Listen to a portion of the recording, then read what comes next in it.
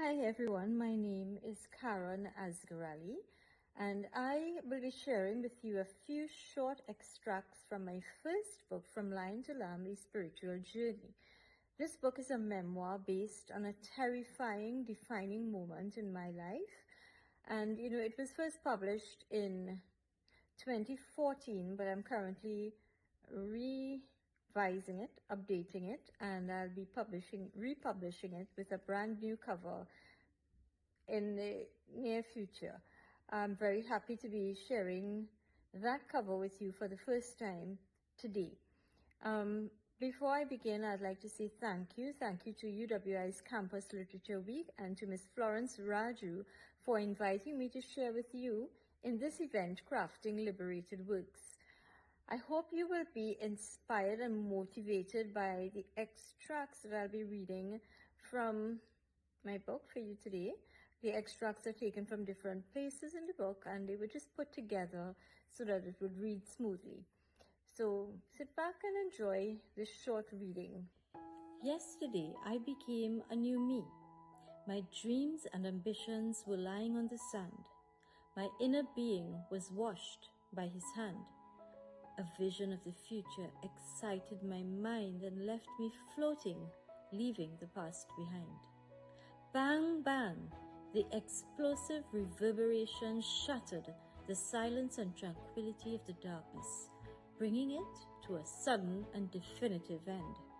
What was yet to come would be death or life. Let me tell you about that night. On that night, Tuesday 29 January 2013, the driver of my car reached for a sandwich as we stopped at the junction between a minor and major road. In a split second, the quietness of the night was destroyed. Had it been a scene in a movie, the mood of the music would have changed from easy listening to sinister. We recognized that something was wrong. The driver, looking to his right, saw a masked man with a massive gun. I looked to my left and noticed a shadowy figure. Without seeing a weapon, I instinctively knew we were under attack and moved in self-defense.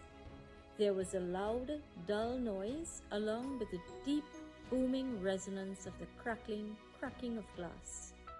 The car roared as my driver shifted into escape mode. Thank goodness for the quick acceleration of my Toyota Corolla. Now, mind you, I somehow thought it was a piece of wood used to hit the car window.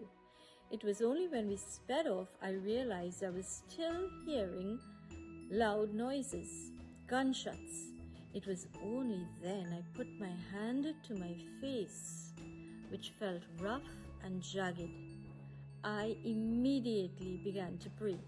God, please, let these be splinters from the broken window, somehow sticking to my face.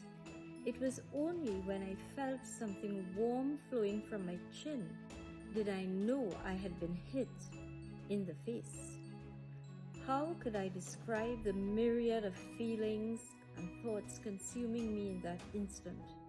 I kept hoping it was nothing, but the warm, cloying blood pouring like hot cocoa from a teapot kept reminding me something had happened. The mental images of the incident's effects, like the tentacles of an octopus, reached out to affect different aspects of my life, superseding the pain of my wounds.